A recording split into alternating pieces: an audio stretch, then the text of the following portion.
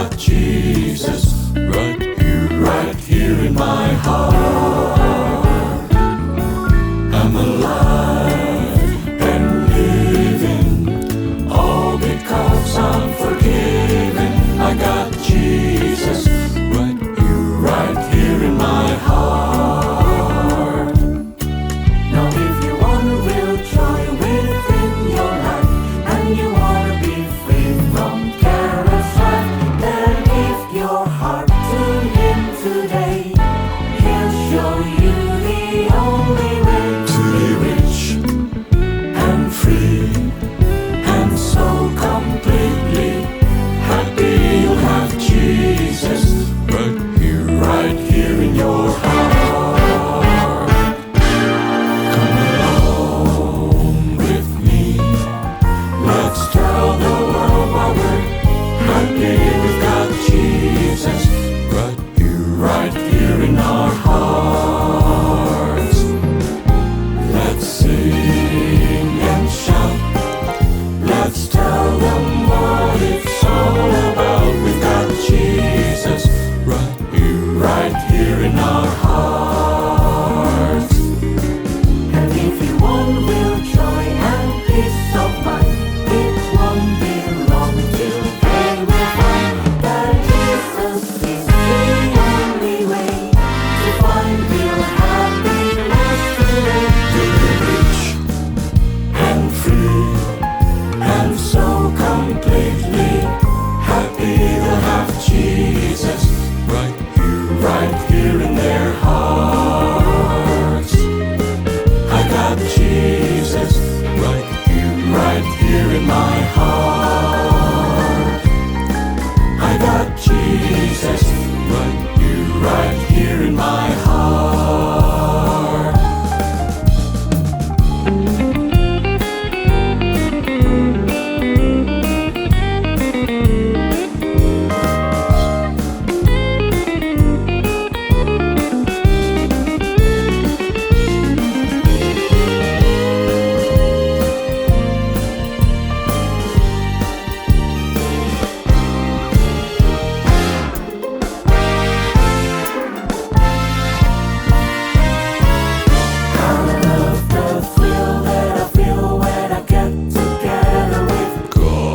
Wonderful people, love the thrill that I feel when I get together with God's wonderful people.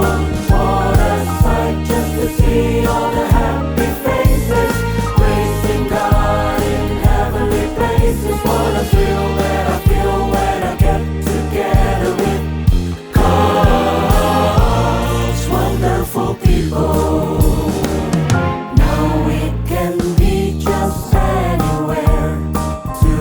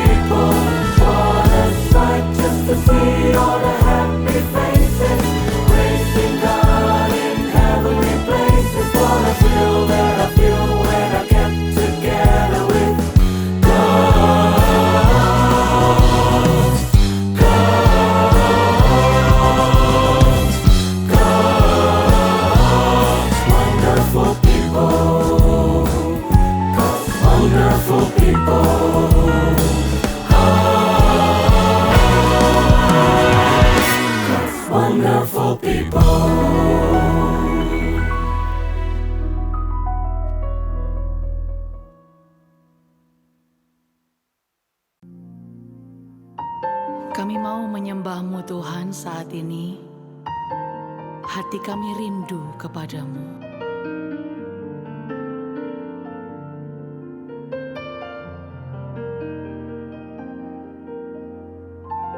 Sebab Engkaulah Tuhan yang Maha Tinggi, Kau dimuliakan atas segala hala. Sebab Engkaulah Tuhan yang Maha Tinggi,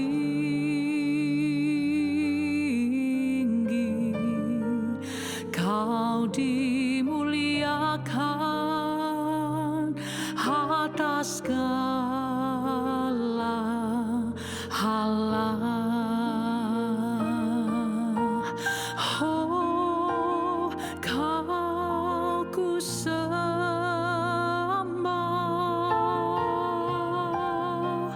Kau ku sembah,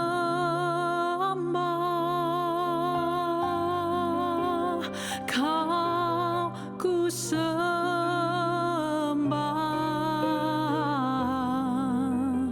Oh Tuhan,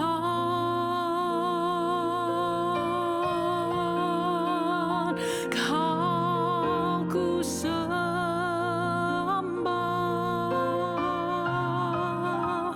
Kau ku sembah,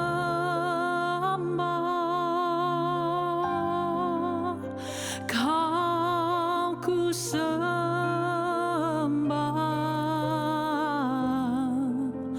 Oh Tuhan, oh ku menyembah-Mu. Kami datang menyembah-Mu Tuhan. Sebab Engkaulah Tuhan yang Maha Tinggi,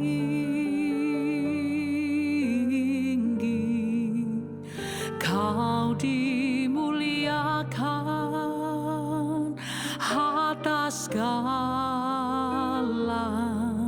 hala. Sebab Engkaulah Tuhan yang Maha Tinggi,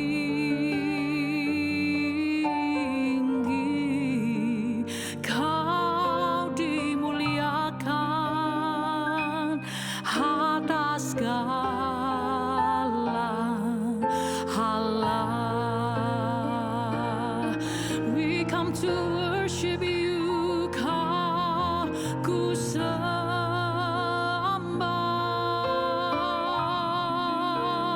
Kau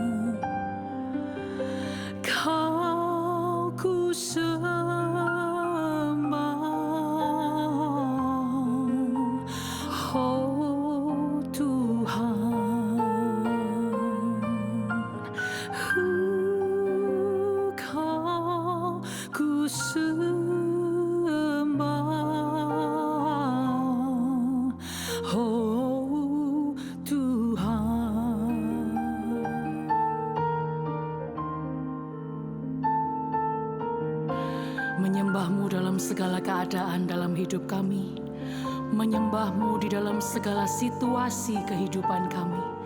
Itu yang ingin kami kerjakan dalam hidup kami Tuhan, yaitu selalu menyembah dan selalu bersyukur dan mengakui kedaulatan-Mu di dalam kehidupan kami. Kami menyembah, kami menyembah, kami menyembah. Oh, kami menyembah. Kau tetap Allah, Kau berkuasa atasku. Kami menyembah-Mu, kami memuji-Mu, Tuhan.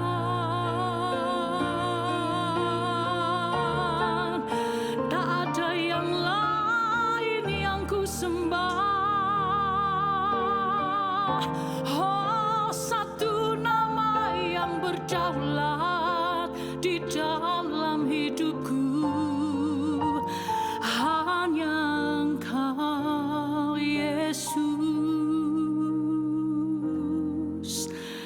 Sungguh hanya Engkau berdaulat penuh dalam hidup kami.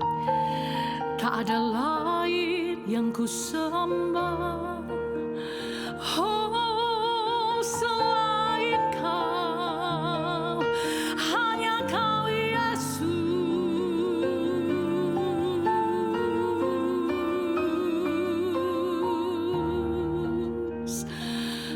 Hanya Kau, oh ya hanya Kau.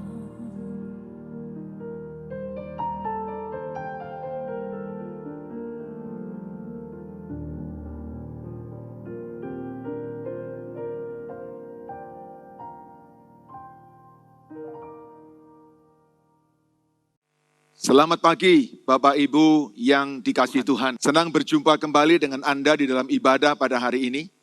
Saya Pendeta Nathanael Prayogo, sebuah kehormatan untuk bersama dengan Anda di dalam ibadah di minggu terakhir di dalam perjalanan kita di sepanjang tahun 2020 ini, yaitu pada tanggal 27 Desember 2020.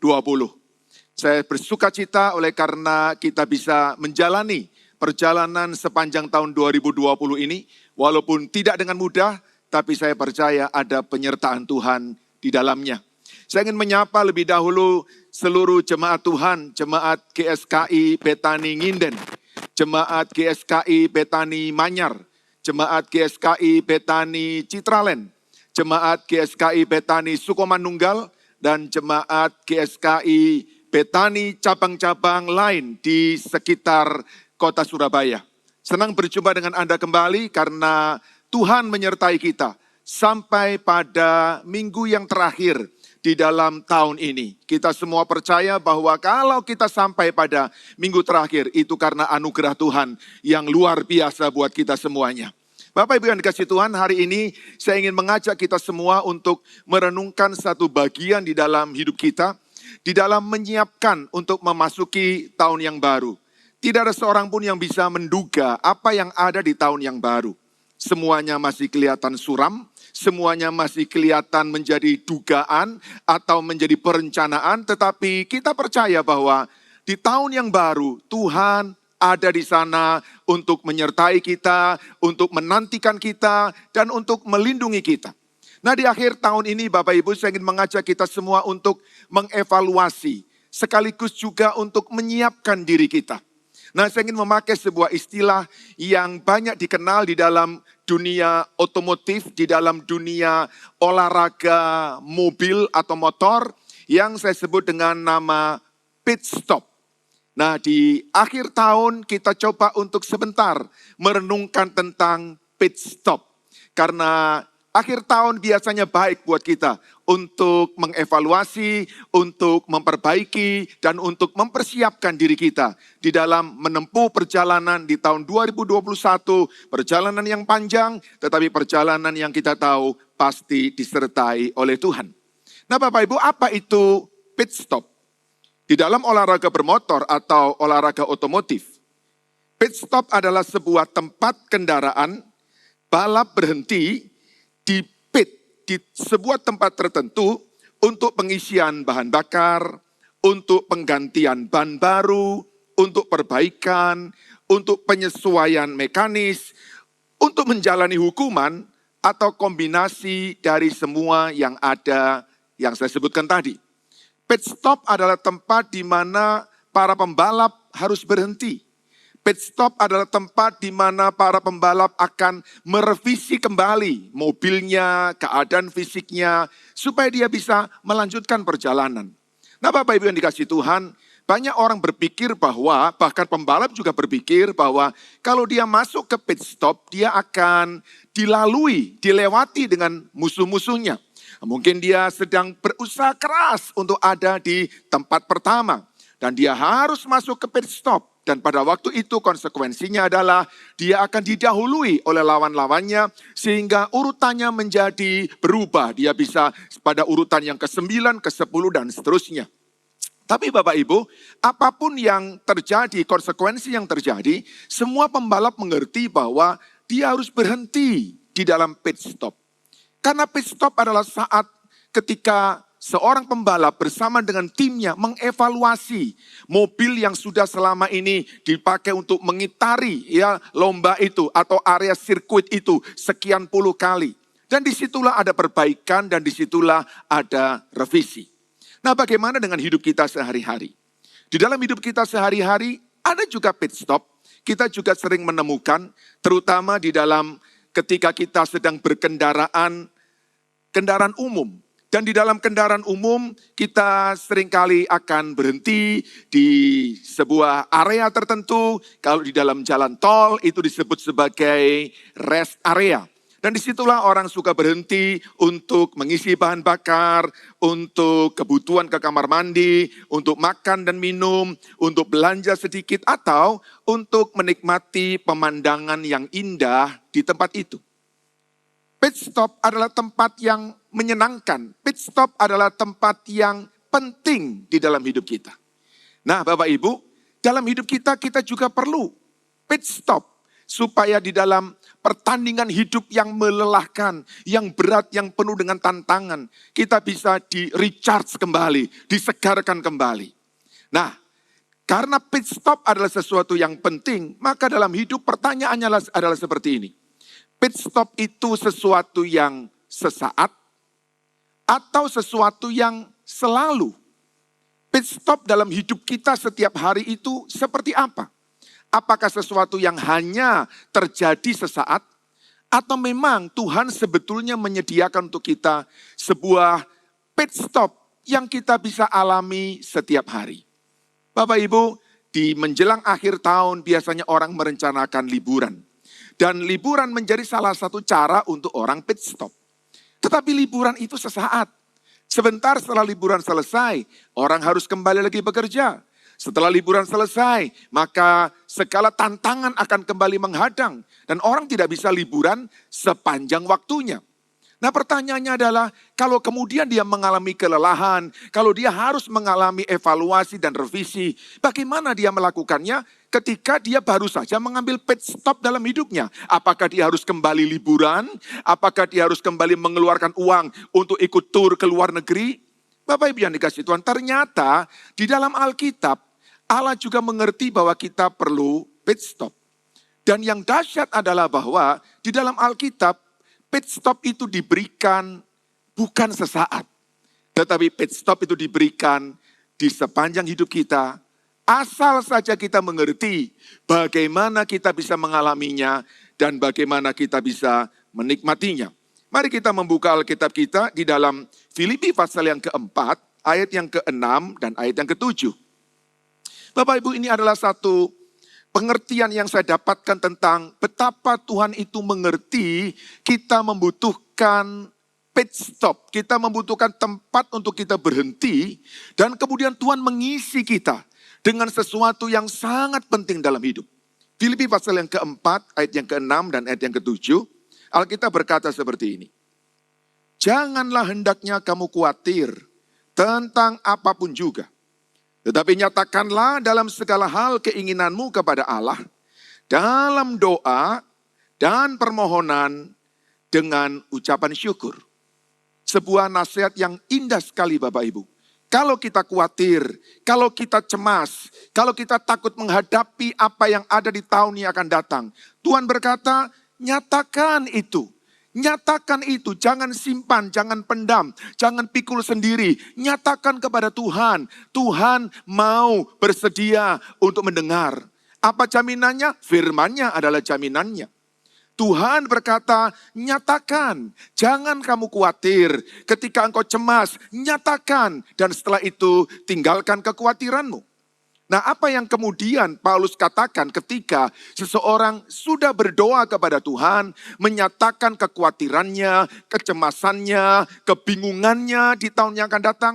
Dengar baik-baik Bapak Ibu, sebuah janji yang luar biasa. Maka, damai sejahtera Allah, peace of God, yang melampaui segala akal akan memenuhi hati dan pikiranmu di dalam Kristus Yesus. Di dalam terjemahan New Living Translation Bapak Ibu, disebutkan bahwa jika Anda melakukan ini, maka Anda akan mengalami kedamaian Tuhan yang jauh lebih indah daripada yang dapat dipahami oleh pikiran manusia.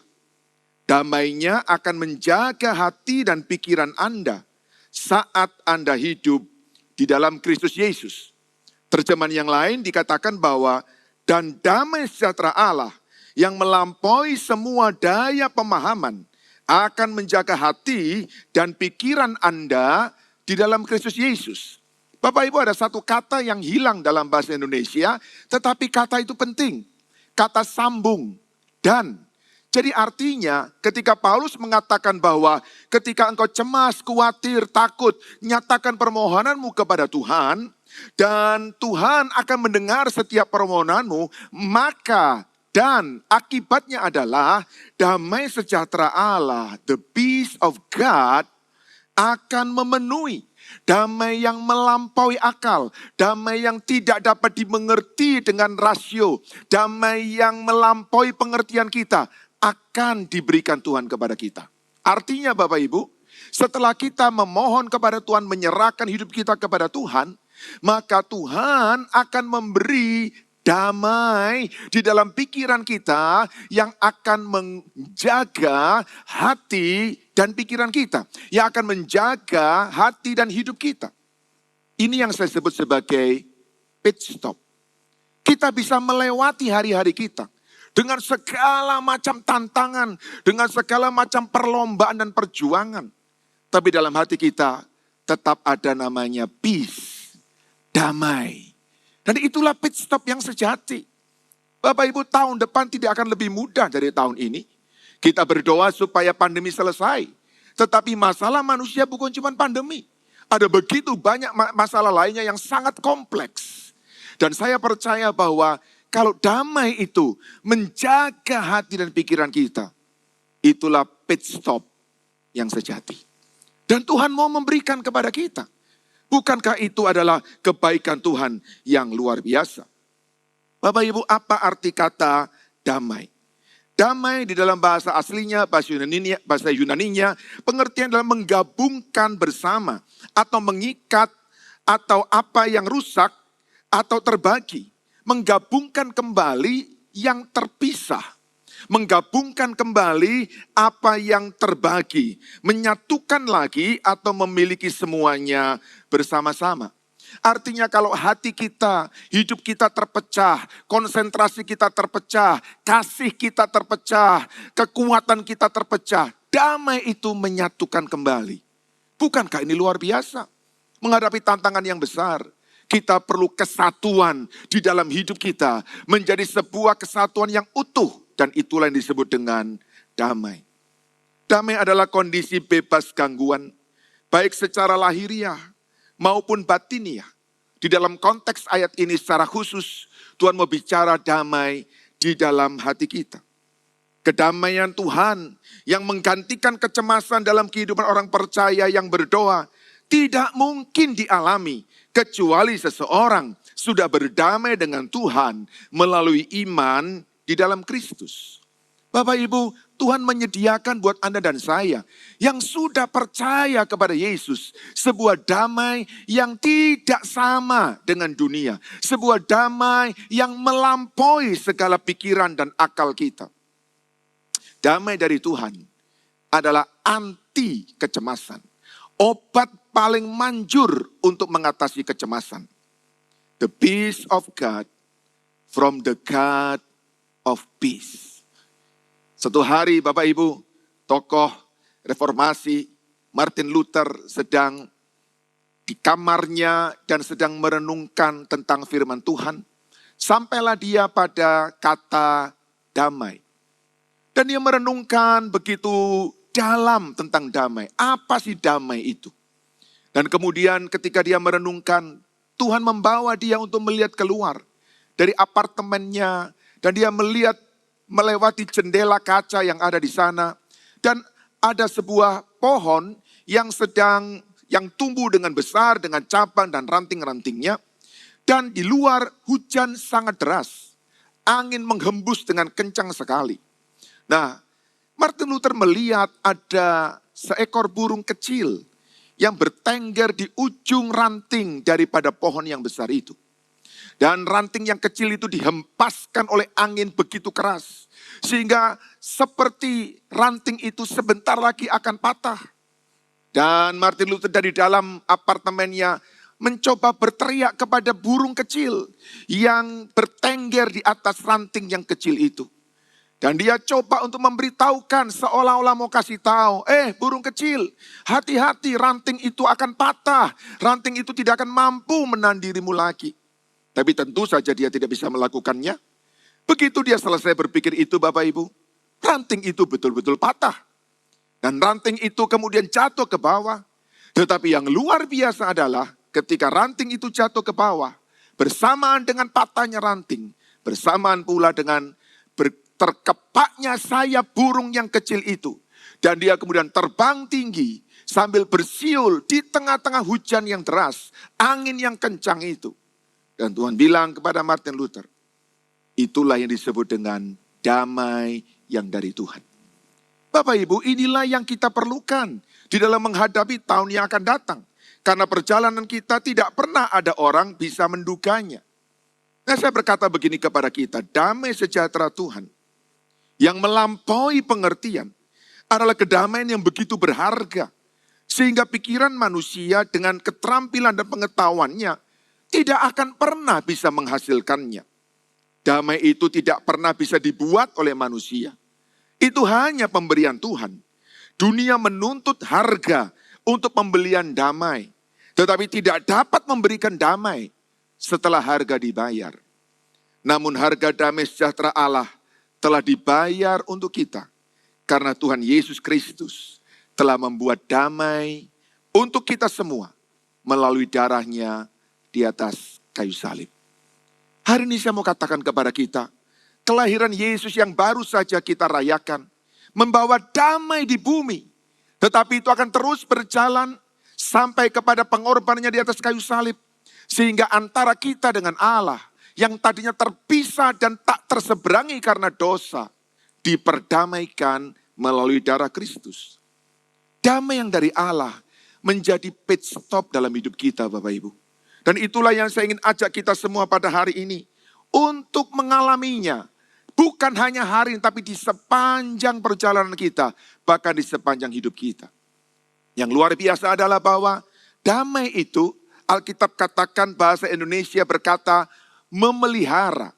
Tetapi sebetulnya dalam bahasa aslinya adalah menjaga.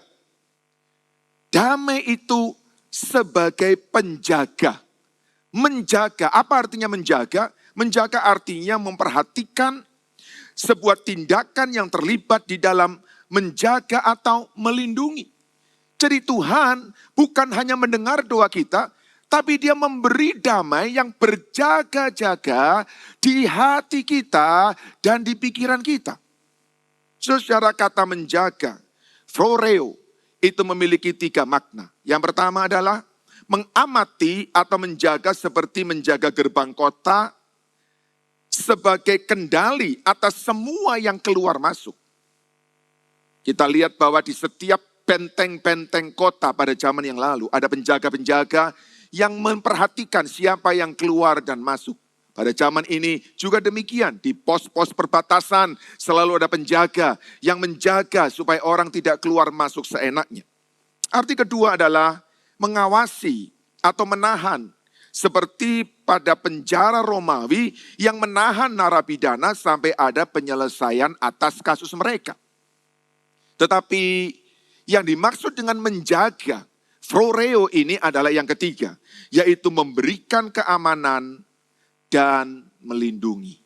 Bapak Ibu, hari-hari ini saya percaya di atas semua berkat apapun yang kita perlukan, saya percaya kita membutuhkan keamanan dan perlindungan Tuhan. Dan Tuhan berkata, damai itu akan melindungi engkau. Damai itu akan menjaga engkau sehingga ketika ada musuh mencoba masuk dalam pikiran kita, melalui informasi yang kita terima, melalui berita yang ada di sekitar kita, melalui asumsi dan praduga kita, damai itu akan segera berkata, stop, engkau tidak boleh masuk. Stop, engkau tidak bisa menembus. Karena orang ini sudah dijaga oleh damai dari Tuhan. Bapak Ibu, bukankah itu sesuatu yang luar biasa? Damai itu digambarkan seperti tentara Romawi yang mengawasi kota.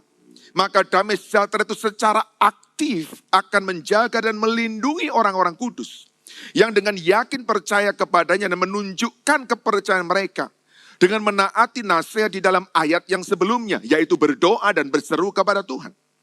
Kedamaian Tuhan berjaga di depan pintu hati dan pikiran seseorang untuk mencegah masuknya kecemasan. Ia tidak akan membiarkan kekhawatiran dalam bentuk apapun mengancam dan masuk di dalam hidup orang itu. Bukankah ini luar biasa? Bapak Ibu, ketika saya temukan kebenaran, saya berkata, ya Tuhan, ini kami perlukan. Di hari-hari yang penuh dengan perubahan, di hari-hari yang penuh dengan gejolak ini, betapa pentingnya kita memiliki damai dalam hati.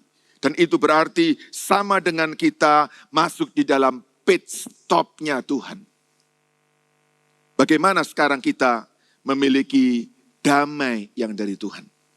Jemaat GSKI Petani Nginden, Manyar, Citraland, Sukomanunggal, dan cabang-cabang lain. Mari kita belajar bagaimana kita bisa mendapatkan peace of God. Damai yang dari Tuhan. Yang pertama, kalau kita mau mendapatkan damai dari Tuhan, maka berdamailah dengan Tuhan. Roma pasal 5 yang pertama berkata, sebab itu kita yang dibenarkan karena iman, kita hidup dalam damai sejahtera dengan Allah oleh karena Tuhan kita Yesus Kristus. Bapak Ibu, secara fakta rohani, Tuhan sudah memperdamaikan kita. Itu fakta. Itu adalah sesuatu yang sudah terjadi. Itu menjadi fakta spiritual. Itu bukan harapan. Karena itu Bapak Ibu, ketika kita sadar hidup kita sudah diperdamaikan oleh Tuhan, hiduplah dalam perdamaian dengan Tuhan. Artinya, bawalah hidup Anda selalu mendekat kepada Tuhan. Bawalah hidup Anda untuk selalu bersekutu, akrab, intim, erat dengan Tuhan. Karena kita diperdamaikan. Kita bukan lagi musuhnya Tuhan. Tuhan tidak lagi menghukum kita. Tuhan tidak lagi mendatangkan bencana kepada kita. Pandemi buat anak-anak Tuhan bukan hukuman Tuhan. Tetapi pandemi buat anak-anak Tuhan adalah pemurnian, pendewasaan yang Tuhan mau untuk kita alami. Berdamai dengan Allah ditunjukkan dengan kerinduan kita untuk selalu mau dekat dengan Tuhan, untuk selalu mau bersekutu dengan Tuhan. Kalau kita mau mendapatkan peace of God, maka yang pertama adalah berdamailah dengan Allah. Yang kedua, kalau kita mau mendapatkan peace of God, biarkan damai yang dari Allah itu memerintah, menguasai, memimpin kita, memenuhi hati kita. Jadi setelah kita datang kepada Tuhan, kita bersekutu, kita menyembah Dia. Biarkan hadirat Tuhan memenuhi hati kita. Biarkan hadirat Tuhan melengkapi segala bagian-bagian yang sedang berkurang atau yang sedang habis dalam hidup kita. Bapak Ibu, saya selalu mengatakan kepada jemaat Tuhan, tujuan sebuah ibadah bukan ritual. Tapi tujuan sebuah ibadah adalah relasi, sebuah hubungan. Dan biarkan dalam setiap ibadah, bahkan hari ini pun Bapak Ibu, damai yang dari Tuhan itu memenuhi hati kita. Sehingga ibadah kita bukannya sekedar sebuah tontonan yang lain, sebuah tontonan spiritual. Bukan hanya sekedar sebuah kegiatan sebagaimana kita orang beragama. Tetapi biarlah ibadah kita benar-benar membawa damai, peace of God. Memerintah di dalam hati kita. Dan waktu damai itu memerintah dalam hati kita, kita sampai pada poin yang ketiga. Peace of God akan membuat kita berdamai dengan sesama. Roma 12 ayat 18 berkata, sedapat-dapatnya kalau hal itu bergantung padamu, hiduplah dalam perdamaian dengan semua orang. Bapak Ibu, masalah kita menjadi bertambah rumit oleh karena hubungan kita dengan sesama tidak berjalan dengan baik. Hidup kita menjadi lebih berat karena hubungan kita di dalam keluarga tidak berjalan dengan harmonis. Bapak Ibu, kita harus mengerti bahwa hubungan antar sesama yang tidak berjalan dengan baik itu menjadi tambahan di dalam masalah hidup kita. Dan Alkitab berkata, kalau itu bergantung kepadamu, kalau engkau bisa mengusahakannya, kalau engkau bisa menginisiasinya, hiduplah dalam perdamaian dengan semua orang. Ada seseorang berkata seperti ini Bapak Ibu. We are not at peace with others. Kita tidak bisa berdamai dengan orang lain. Karena kita tidak pernah berdamai dengan diri kita sendiri. Dan kita tidak bisa berdamai dengan diri kita sendiri. Karena kita tidak pernah berdamai dengan Allah. Hari ini saya ingin berkata kepada kita. Mari dalam hidup kita sebagai anak-anak Tuhan. Terimalah damai dari Tuhan. Dan kemudian berdamailah dengan orang-orang di sekitar kita. Percayalah Bapak Ibu bahwa segala mujizat, pertolongan, berkat Tuhan itu datang melalui orang-orang di sekitar kita. Ada saat-saat di mana Tuhan mengintervensi hidup kita langsung. Tapi sebagian besar pertolongan Tuhan datang dari orang-orang yang ada di sekitar kita. Karena itu mari kita hidup berdamai. Dan kalau kita hidup berdamai Bapak Ibu, maka sebetulnya pada waktu yang sama, tanpa kita sadari, pit stop ada dalam hidup kita. Karena setiap hari kita bisa menjalani hari-hari kita di dalam kedamaian dengan Tuhan, dengan diri kita sendiri, dan dengan orang-orang yang ada di sekitar kita. Pit stop yang sejati, bukan sesekali, bukan sesaat, bukan sewaktu-waktu. Pit stop yang sejati, juga bukan sesuatu yang kita bayar dengan mahal. Atau kita harus pergi bepergian jauh. Pit stop yang sejati justru ada di dalam hati kita. Yaitu ketika kita menjalin hubungan dengan Tuhan. Di dalam persekutuan yang erat dan akrab dengan Tuhan. Damainya akan mengalir dalam hidup kita. Dan damai itu akan membuat kita menjadi kuat, segar, berenergi menghadapi apapun yang ada di depan kita. Yesaya pasal yang ke-48 ayat 18. Saya akan bacakan untuk menutup renungan kita pada hari ini. Sekiranya engkau memperhatikan perintah-perintahku, maka damai sejahteramu akan seperti sungai yang tidak pernah kering. Dan kebahagiaanmu akan terus berlimpah seperti gelombang laut yang tidak pernah berhenti. Saya berdoa supaya saat kita masuk tahun yang baru Bapak Ibu, kita masuk dengan damai yang dari Tuhan. Tidak pernah ada seorang bisa tahu apa yang ada di sana. Tapi yang kita tahu kalau damai itu ada. Seperti mobil balap masuk ke pit stop. Dia diisi dengan bahan bakar. Dia diganti dengan ban yang baru. Diperbaiki bagian-bagian yang rusak. Dia bisa lari kencang mencapai garis akhir. Saya berdoa supaya damai dari Tuhan itu akan memenuhi hati kita. Menyongsong 2021. Kita tidak pernah tahu apa yang di sana, tapi yang kita tahu Tuhan ada di sana. Dan Dia memberi kepada kita damai sejahtera untuk kita memasukinya, menjalaninya bersama-sama dengan Dia. Tuhan memberkati kita semua, mari kita berdoa. Bapa di sorga, terima kasih buat hari ini. Terima kasih karena kami boleh mengalami persekutuan dengan Engkau. Terima kasih karena Engkau menjadi sumber damai di dalam hati kami. Dan terima kasih karena Engkau mau memberikan damai-Mu kepada kami. Tuhan, kami sebentar akan tinggalkan tahun 2020. banyak hal yang ada di dalamnya. Duka, air mata, lembah-lembah yang dalam.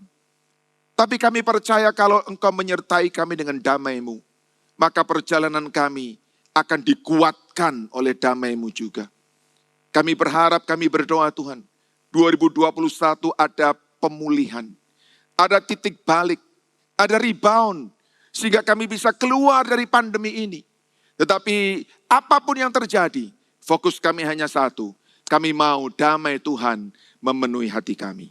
Karena olehnya, maka kami bisa melewati apapun dengan kuat, dengan tegar, dengan kokoh, dengan teguh.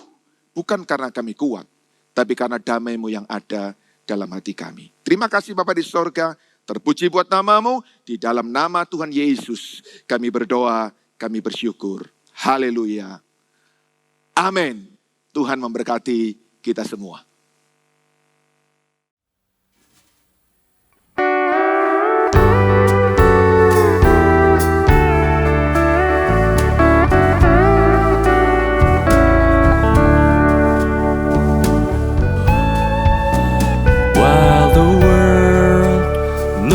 Upon me as I struggle alone. They say I have nothing, but they are so wrong. In my heart I'm rejoicing, how I wish they could see. Thank you, Lord, for your blessings on me. There's a roof up above me, I've a good place to sleep. There's food on my table and shoes on my feet. You gave me your love, Lord, and a fine family. Thank you, Lord, for your blessings on me.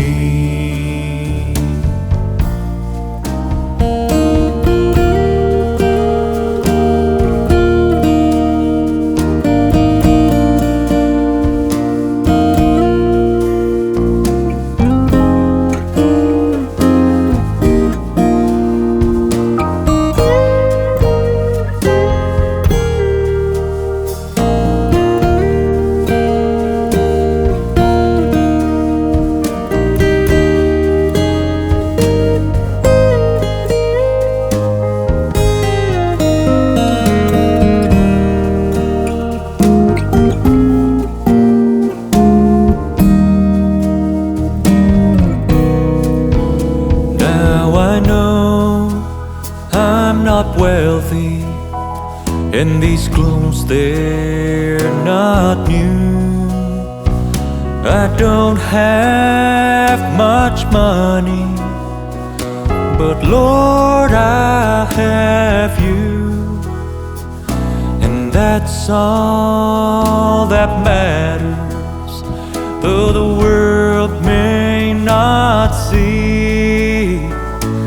Thank you, Lord, for your blessings on me.